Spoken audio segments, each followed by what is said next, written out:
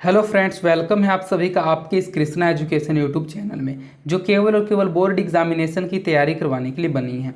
इसलिए इस चैनल को आपने अभी तक सब्सक्राइब नहीं किया तो इस चैनल को सब्सक्राइब कर दें और साइड के बेल नोटिफिकेशन को भी जरूर प्रेस कर दें, ताकि हमारी वीडियो का लेटेस्ट नोटिफिकेशन आप तक सबसे पहले पहुँच सके। आज मैं आपको इस वीडियो में आपके मैट्रिक बोर्ड परीक्षा 2024 की तैयारी के लिए कक्षा 10 संस्कृत का 9वां पाठ स्वामी दयानंदा का सब्जेक्टिव क्वेश्चंस करवाने वाला हूं। अर्थात आज मैं आपको स्वामी दयानंदा पाठ का लघु उत्तरीय प्रश्न उत्तर पढ़ाने वाला हूं। अगर आपने इस स्वामी दयानंदा पाठ के संस्कृत से हिंदी व्याख्या की वीडियो को नहीं देखा है तो आप एक बार इस पाठ के व्याख्या की वीडियो को जरूर देख लीजिएगा या फिर इसके पीडीएफ को पढ़ लीजिएगा, क्योंकि अगर आप पाठ को अच्छे से समझे हुए रहते हैं तब आप इसके लघु उत्तरीय प्रश्नोत्तरों को बिल्कुल अच्छे तरीके से याद कर सकते हैं और समझ सकते हैं आसानी से। और यहाँ पर सभी विषयों का पीडीएफ आपको बिल्कुल फ्री दिया जाता है, तो इस फ्री पीडीएफ को प्राप्त करने के लिए आप हमारे टेलीग्राम चैनल को ज्वाइन कर लीजिए। टेलीग्राम चैनल का लिंक डिस्क्रिप्शन में भी दिया हुआ है और आप टेलीग्राम एप्लीकेशन में कृष्णा एजुकेशन को सर्च करके भी ज्वाइन हो सकते हैं। तो चलिए इस वीडियो में आगे बढ़ते हैं और स्वामी दयानंदा पाठ के सब्जेक्टिव क्वेश्चंस को पढ़ते हैं। इसमें हमारा पहला क्वेश्चन है, आधुनिक भारत को स्वामी दयानंद का क्या योगदान है। अर्थात आधुनिक भारत में स्वामी दयानंद ने कौन से परिवर्तन किए और उन परिवर्तन में स्वामी दयानंद का क्या योगदान था, उन योगदानों के बारे में पूछा जा रहा है। उन योगदानों के बारे में आपको बताना है। तो आधुनिक भारत के समाज और शिक्षा के महान उद्धारक स्वामी दयानंद है। उन्होंने भारतीय समाज में व्याप्त रूढ़िवादिता को दूर कर एक नए समाज की स्थापना की है। जातिवाद, अस्पृश्यता, धर्म, कार्यों में आडंबर आदि अनेक विषमताएं थी जिनसे समाज ग्रसित था। क्रमकांडी परिवार में जन्म लेने वाले स्वामी दयानंद को शिवरात्रि पर्व की रात्रि में अपने ज्ञान का उद्बोधन हुआ। बहन के निधन के बाद इनमें वैराग्य भाव उत्पन्न हो गया। विरजानंद का सानिध्य पाकर इन्होंने धर्म प्रचार एवं सत्य के प्रसार में अपने जीवन को अर्पित कर दिया। भारतवर्ष में इन्होंने राष्ट्रीयता को लक्ष्य बनाकर भारतवासियों के लिए पथ प्रदर्शक का काम किया। दूषित प्रथा को खत्म कर शुद्ध तत्वज्ञान का प्रचार प्रसार किया। वैदिक धर्म एवं सत्यार्थ प्रकाश नामक ग्रंथ की प्रकाश की रचना कर भारतवर्षियों की एक नई शिक्षा नीति की ओर अभिप्रेरित किया। तो ये थे योगदान जो आधुनिक भारत में स्वामी दयानंद किए थे। तो आपको जरूरी नहीं है क्वेश्चन पूछा जाए तो आपको इतने लाइनों में इतना बड़ा आंसर लिखना है और इन्हीं लाइनों को लिखना जरूरी है। इतना बड़ा आंसर मैंने इसलिए ऐड किया जिससे मैं आपको अच्छे से समझा पाऊँ। आपको करना क्या, सिर्फ मेरी बातों को ध्यान से सुनते हुए चलना है और सभी क्वेश्चन को समझते हुए चलना है। मेरी कोशिश ये रहेगी कि इस वीडियो में हम आपको सभी क्वेश्चन अच्छे से समझा दें और याद करवा दें। तो सिर्फ आप मेरी बातों को ध्यान से सुनते हुए चलिएगा और लास्ट तक इस वीडियो को देखिएगा। तो आधुनिक भारत में स्वामी दयानंद के क्यों योगदान थे, उन योगदानों के बारे में जब आपसे पूछा जाए तो जो जो योगदान आपको पता है उन योगदानों को लिख दीजिए। जरूरी नहीं कि इनमें जितने योगदान मैंने बताया सभी योगदानों को आपको लिखना जरूरी है। तो दो तीन बातों का आपको पता होना चाहिए। सबसे पहले तो आपको ये पता होना चाहिए कि आधुनिक भारत के समाज और शिक्षा के महान उद्धारक स्वामी दयानंद जी हैं। उन्होंने भारतीय समाज में अनेक प्रकार के दूषित परंपरा चल रहे थे, जैसे कि जातिवाद, अस्पृश्यता, धर्म, कार्यों में आडंबर आदि अनेक ऐसी विषमताएं थी जिनसे समाज हमारा ग्रसित था। उन सभी चीज़ों को उन्होंने दूर किया। उनका जो जन्म हुआ था वह कर्मकांडी परिवार में हुआ था और स्वामी दयानंद के जो माता पिता थे वे शिव के उपासक थे और शिवरात्रि के पर्व के रात्रि में उनको अपने ज्ञान का उद्बोधन हुआ था। उसके बाद उनके बहन का निधन हुआ था, इसमें वे वैराग्य भाव को उत्पन्न हो गए थे। उसके बाद वे अपने घर को छोड़कर महान संत और विद्वानों के पास चले जाते हैं और उनके साथ विचरण करने अर्थात घूमने का काम करने लगते हैं। उसके बाद भी मथुरा में विरजानंद का सानिध्य पाकर, विरजानंद जो थे एक महान विद्वान थे जो एक आंख से अंधे थे, तो एक महान विद्वान का सानिध्य पाकर वे वैदिक धर्म प्रचार एवं सत्य के प्रसार में अपने जीवन को अर्पित कर देते हैं, अपने जीवन को समर्पित कर देते हैं। भारतवर्ष में इन्होंने राष्ट्रीयता को लक्ष्य बनाकर भारतवासियों के लिए पथ प्रदर्शक का भी काम किया है। दूषित प्रथा को खत्म कर शुद्ध तत्वज्ञान का भी प्रचार प्रसार किया है। वैदिक धर्म एवं सत्यार्थ प्रकाश नामक ग्रंथ की रचना कर भारतवासियों को एक नई शिक्षा नीति की ओर अभिप्रेरित किया। ये बहुत सारे योगदान थे जो कि स्वामी दयानंद सरस्वती ने आधुनिक भारत में किए थे। कौन सी घटना ने स्वामी दयानंद की जीवन दिशा को निर्धारित कर दिया था। अर्थात ऐसी इस पाठ में कौन सी घटना घटी थी जिस पाठ में स्वामी दयानंद के जीवन दिशा को निर्धारित कर दिया था। तो स्वामी दयानंद सरस्वती का जन्म एक ब्राह्मण कुल में हुआ था। पिताजी स्वयं संस्कृत के उत्कट विद्वान थे, अर्थात बहुत बड़े विद्वान थे। परिवार में कर्मकांड के प्रति आस्था थी। एक दिन शिवरात्रि के शुभ अवसर पर रात्रि जागरण का महोत्सव हुआ, अर्थात महान उत्सव हुआ। शिव की मूर्ति पर इन्होंने एक चूहे को चहलकदमी करते हुए देखा। इनके मन में तरह तरह के प्रश्न उठने लगे। उसी समय इनके मन में मूर्ति पूजा के प्रति अनास्था उत्पन्न हो गई। कुछ दिनों बाद उनकी प्रिय बहन का निधन हो गया। इन घटनाओं ने उनकी जीवन दिशा को बदल दिया। उनमें वैराग्य भाव उत्पन्न हो गया। इस क्वेश्चन में पूछा यह जा रहा था कि स्वामी दयानंद जी के जीवन में ऐसी कौन सी घटना घटी थी जिस घटना से उनके जीवन की दिशा ही बदल गई थी, अर्थात उनके जीवन की दिशा को निर्धारित कर दिया गया था। तो स्वामी दयानंद जी के सबसे पहले आपको जन्म पता होना चाहिए। तो स्वामी दयानंद जी का जन्म एक ब्राह्मण कुल परिवार में हुआ था और उनको जो पिताजी थे वे एक संस्कृत के महान विद्वान थे। उनके जो परिवार था, उनका परिवार आस्था में अर्थात भक्ति में ज़्यादा विश्वास रखता था। उनका जो परिवार था, उनके जो माता पिता थे वे शिव जी के उपासक थे। उनके यहाँ जो शिवरात्रि होता है जिसमें रात्रि जागरण किया जाता है, उस शिवरात्रि के शुभ अवसर पर रात्रि जागरण का महान उत्सव होता था हर वर्ष। शिवरात्रि की मूर्ति पर उन्होंने एक बार देखा कि चूहे जो थे वे शिव जी की मूर्ति पर चढ़ाए हुए प्रसाद को खा रहे थे। तो जब उन्होंने इस चीज़ को देखा तो उनको लगा कि शिव जी अर्थात इस प्रतिमा में किसी प्रकार का कोई भगवान नहीं है और उनके मन में तरह तरह के प्रश्न उठने लगे। इसी समय उनके मन में मूर्ति पूजा के प्रति अनास्था उत्पन्न हो जाती है और कुछ दिनों बाद उनकी प्रिय बहन का भी निधन हो जाता है और इन्हीं घटनाओं से उनकी जीवन दिशा बदल जाती है और उनमें वैराग्य भाव उत्पन्न हो जाता है। वे घर को छोड़कर विरजानंद जी के पास चले जाते हैं और जीवन भर वैदिक धर्म का प्रचार और प्रसार करने में अपने जीवन को समर्पित कर देते हैं। तो यही घटना थी। घटना में सिर्फ आपको मेन इसी बात को याद रखना है, शिव जी की मूर्ति पर चूहे चढ़कर प्रसाद को खाने लगते हैं और उसको देखकर वे मूर्ति पूजा की विरोधी बन जाते हैं। यही मेन घटना थी जिस घटना ने स्वामी दयानंद की जीवन दिशा को निर्धारित कर दिया था। स्वामी दयानंद पाठ का 5 वाक्यों में परिचय दें।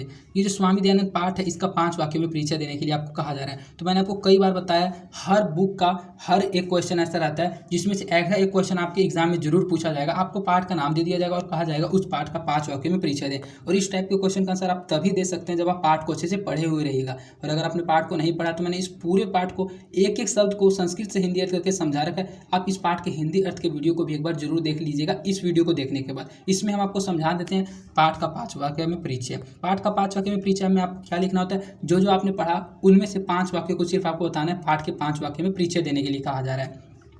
तो 19वीं शताब्दी में आर्यभूत समाज सुधारकों में स्वामी दयानंद अतीव प्रसिद्ध हैं। अर्थात 19वीं शताब्दी में अनेक समाज सुधारक थे, लेकिन उनमें जो स्वामी दयानंद थे वे अत्यंत प्रसिद्ध थे।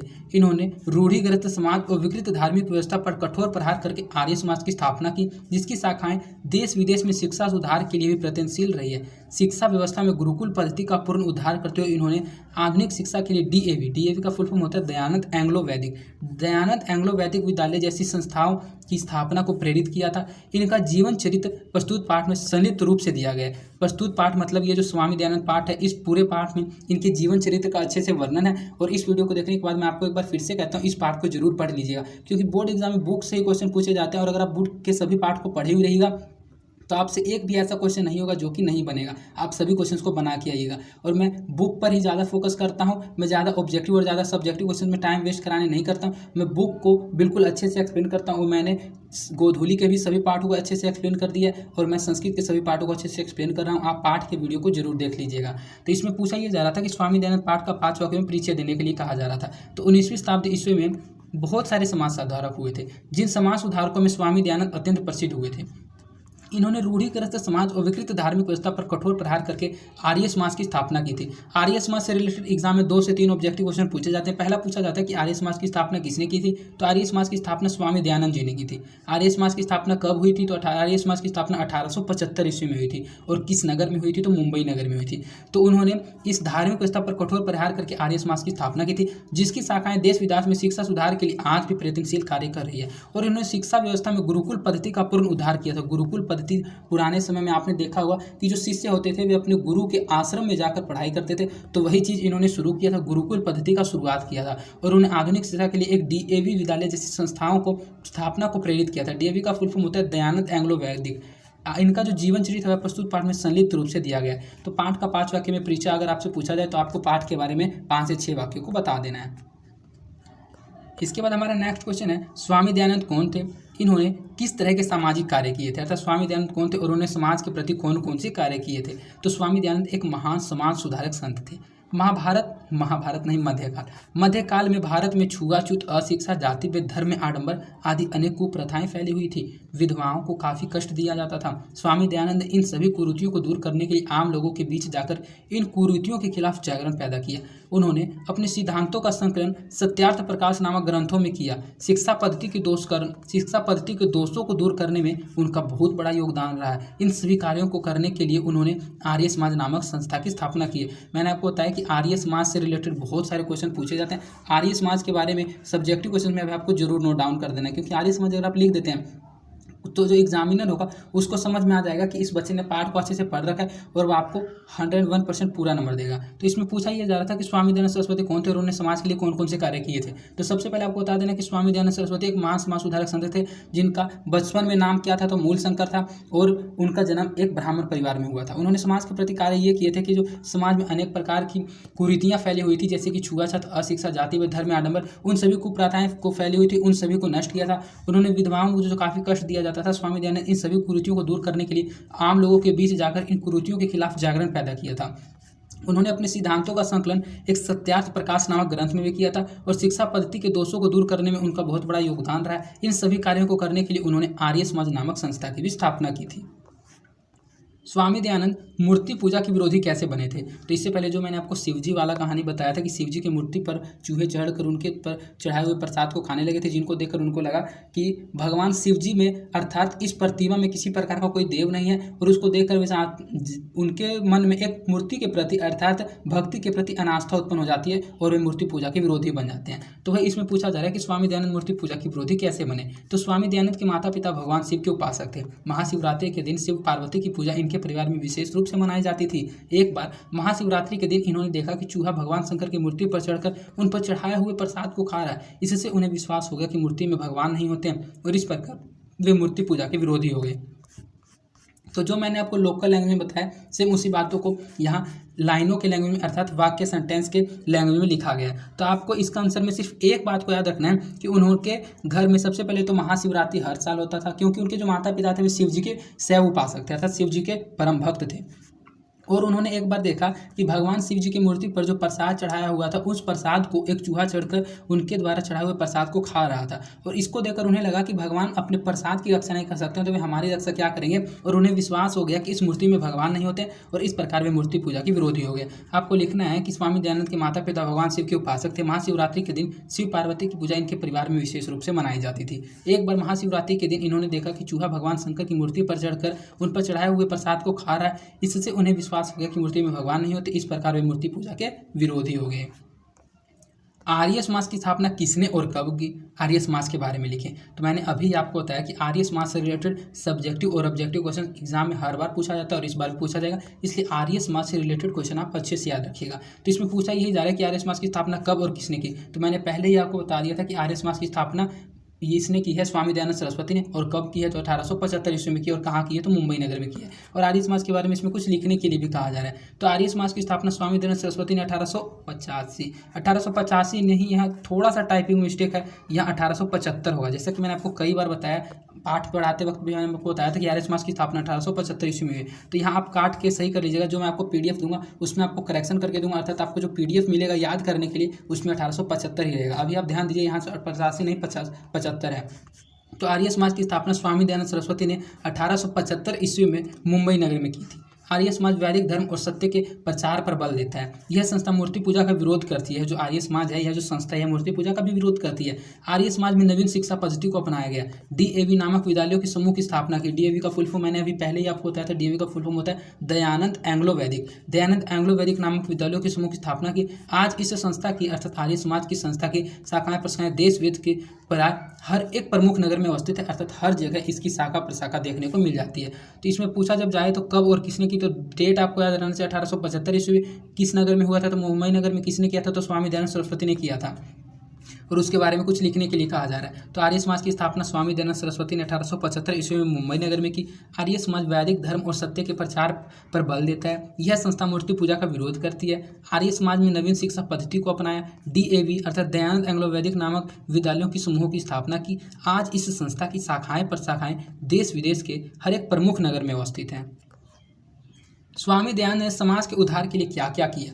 अर्थात स्वामी दयानंद जो थे उन्होंने समाज के उद्धार के लिए, समाज में कुरीतियों को बंद करने के लिए, समाज में परिवर्तन लाने के लिए कौन कौन से प्रयास किए थे, अर्थात क्या क्या किए थे। उन्होंने किए थे तो बहुत सारे कार्य, उनको आप लिखिएगा तो बहुत लॉन्ग आंसर हो जाएगा। आपको सिर्फ 2 या 3 कार्यों को लिख देना है, जिससे आपका आंसर भी सही हो जाए और आपको मार्क्स भी मिल जाए। तो स्वामी दयानंद ने समाज के उद्धार के लिए स्त्री शिक्षा पर बल दिया, अर्थात प्राचीन समय में स्त्रियों को पढ़ाया नहीं जाता था, स्त्रियों को अशिक्षित रखा जाता था, उनको अनपढ़ रखा जाता था। तो सबसे पहले तो उन्होंने स्त्री शिक्षा पर बल दिया कि स्त्रियों को भी पढ़ाया जाना चाहिए, महिलाओं को भी पढ़ने का हक दिया। विधवा विवाह हेतु समाज को प्रोत्साहित किया, अर्थात जो महिला विधवा होती थी, जिनके पति का एक बार मृत्यु हो जाता था, तो उनको दोबारा विवाह करने नहीं दिया जाता था इस समाज के द्वारा, लेकिन उन्होंने इस कुप्रथा को भी दूर किया और विधवा विवाह हेतु समाज को भी प्रोत्साहित किया। उन्होंने बाल विवाह को समाप्त किया और मूर्ति पूजा के विरोध तथा छुआछूत समाप्त करने का प्रयत्न किया। तो ये 2-3 कार्यों को आपको लिख देना है जिससे समाज का उद्धार हुआ था स्वामी दयानंद जी के द्वारा। तो लिखना है आपको, स्वामी दयानंद ने समाज के उद्धार के लिए स्त्री शिक्षा पर बल दिया, विधवा विवाह हेतु समाज को प्रोत्साहित किया, उन्होंने बाल विवाह समाप्त करवाने तथा मूर्ति पूजा के विरोध और छुआछूत समाप्त करने का प्रयत्न किया था। वैदिक धर्म के प्रचार के लिए स्वामी दयानंद ने क्या क्या किया था? तो वैदिक धर्म के प्रचार के लिए स्वामी दयानंद में, जैसा कि मैंने आपको बताया कि उन्होंने तो अपना पूरा जीवन ही समर्पित कर दिया था, तो वही आपको लिखना है कि वैदिक धर्म और सत्य के प्रचार के लिए स्वामी दयानंद ने अपना पूरा जीवन समर्पित कर दिया। वेदों के प्रति सभी अनुयायियों का ध्यान आकर्षित करने के लिए उन्होंने वेदों के उपदेशों को संस्कृत एवं हिंदी में लिखा, अर्थात उनके जो अनुयायी थे वे इन वैदिक धर्म के प्रति आकर्षित नहीं थे, तो उन्होंने सोचा कि वेदों के प्रति अपने अनुयायियों का ध्यान आकर्षित करने के लिए उन्होंने वेदों के उपदेशों को संस्कृत में और हिंदी दोनों भाषाओं में लिख दिया, जिससे उनके सभी अनुयायी उनके उपदेशों को पढ़ सकें और उनका ध्यान आकर्षित होकर वेदों के प्रति। तो वैदिक धर्म के प्रचार के लिए स्वामी दयानंद ने क्या किया? तो वैदिक धर्म और सत्य के प्रचार के लिए स्वामी दयानंद ने अपना पूरा जीवन समर्पित कर दिया। वेदों के प्रति सभी अनुयायियों का ध्यान आकर्षित करने के लिए उन्होंने वेदों के उपदेशों को संस्कृत एवं हिंदी में लिखा। तो आप सोच रहे होंगे कि मैं एक क्वेश्चन को 2 से 3 बार क्यों पढ़ता हूँ? मेरा 2 से 3 बार पढ़ने का रीज़न यही होता है कि आपको ये क्वेश्चन अच्छे से समझ में आ जाए, और मैं आशा करता हूँ कि ये सभी क्वेश्चन आपको अच्छे से याद हो गए होंगे। याद नहीं होंगे तो समझ तो जरूर हो जाएंगे, और इन्हीं में से कोई क्वेश्चन आपके बोर्ड एग्जाम में पूछा जाएगा, और मैं आशा करता हूँ कि 101% आप उसका आंसर एग्जाम में जरूर लिख के आइएगा। और अगर आपको यह वीडियो पसंद आई है तो इस वीडियो को अपने दोस्तों के भी ज़्यादा से ज़्यादा शेयर कीजिएगा, और इस वीडियो को लाइक भी जरूर कीजिएगा, जिससे मेरा मोटिवेशन बना हुआ रहता है।